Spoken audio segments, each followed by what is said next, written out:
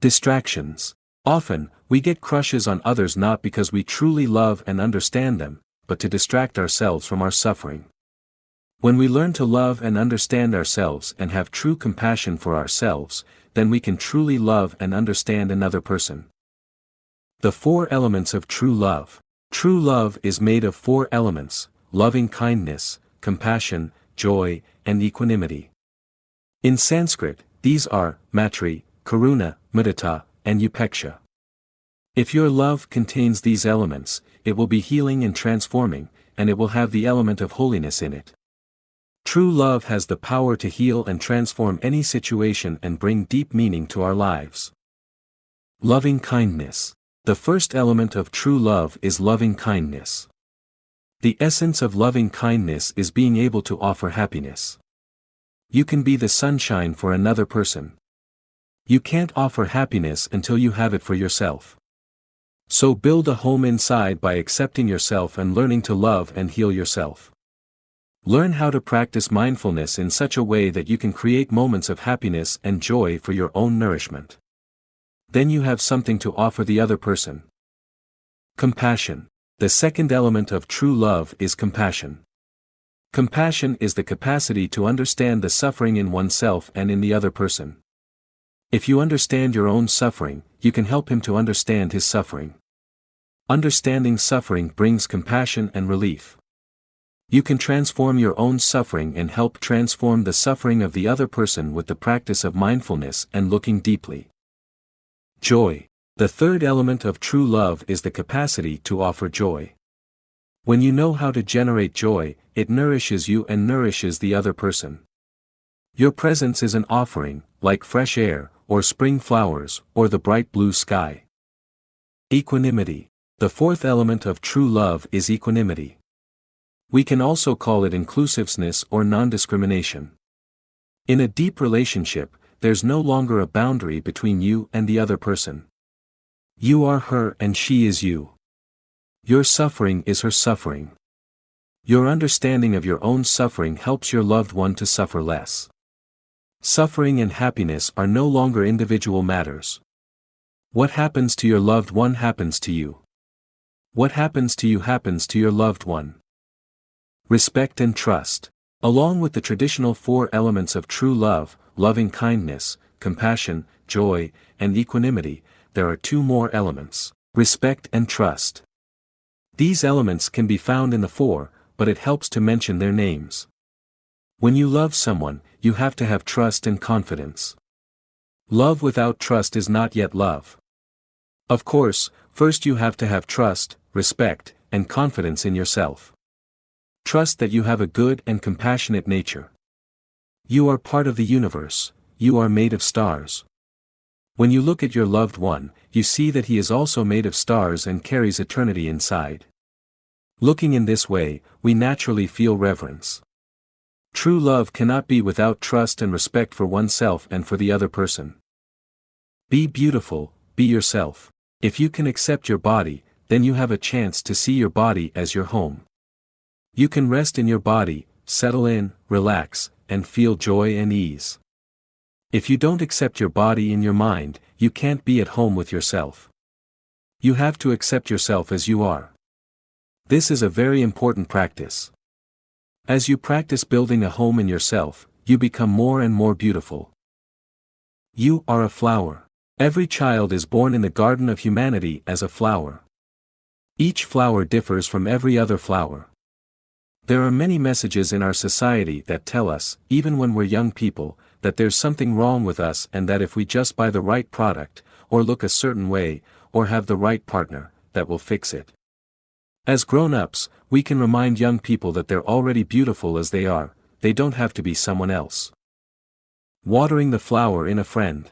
One day I was giving a talk at our practice center in France.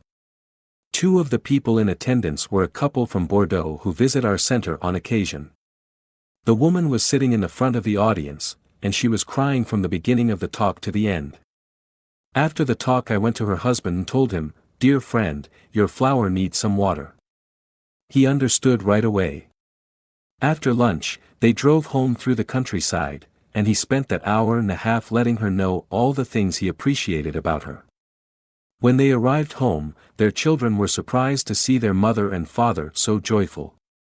Transformation can happen very quickly. Hugging.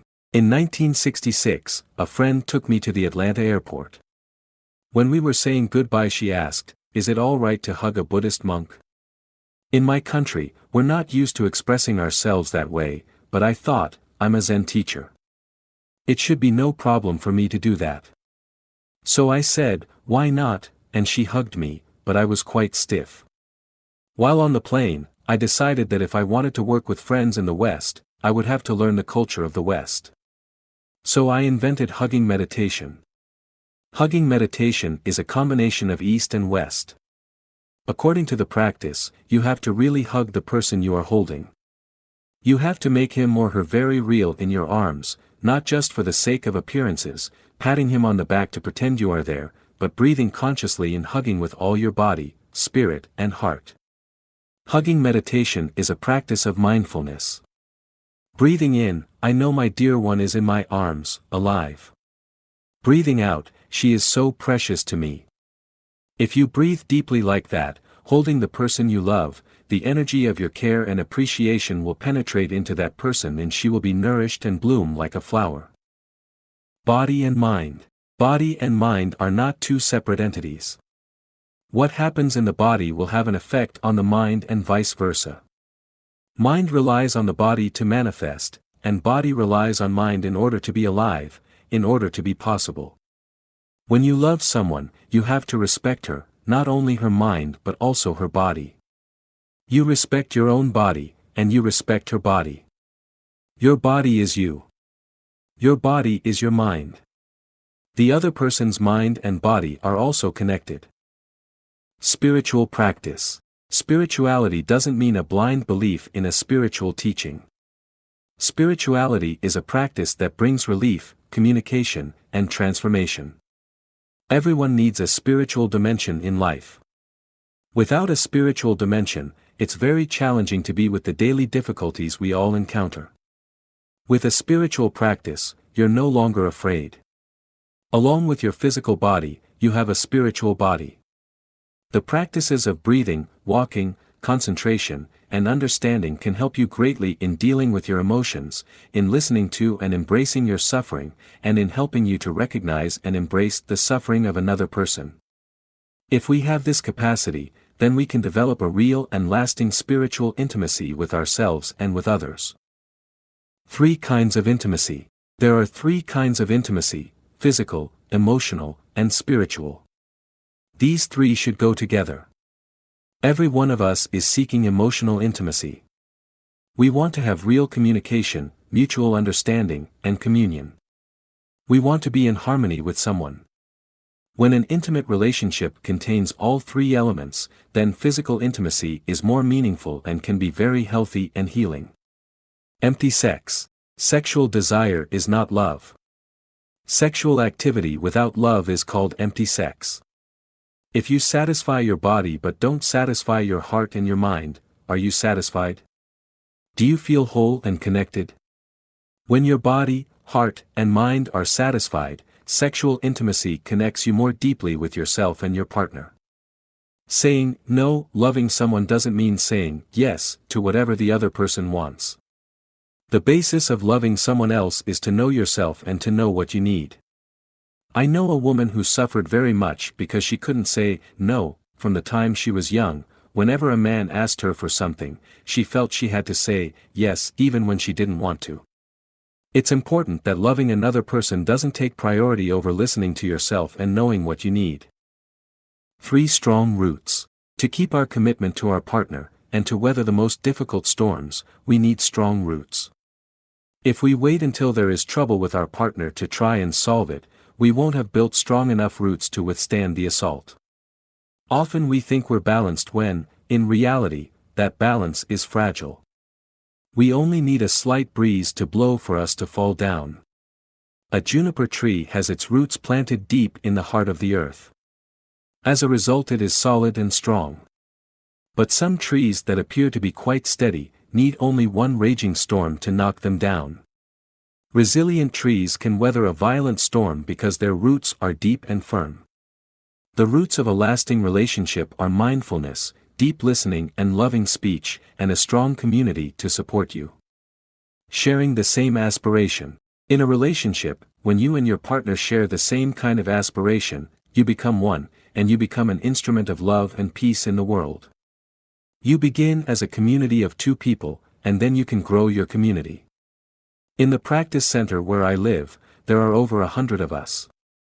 We have the same concerns, the same desires, and the same future. There is no longer a place for jealousy, because we are all faithful to the same aspiration. We share everything, but we still have our freedom intact. Love is not a kind of prison. True love gives us a lot of space. Loving communication.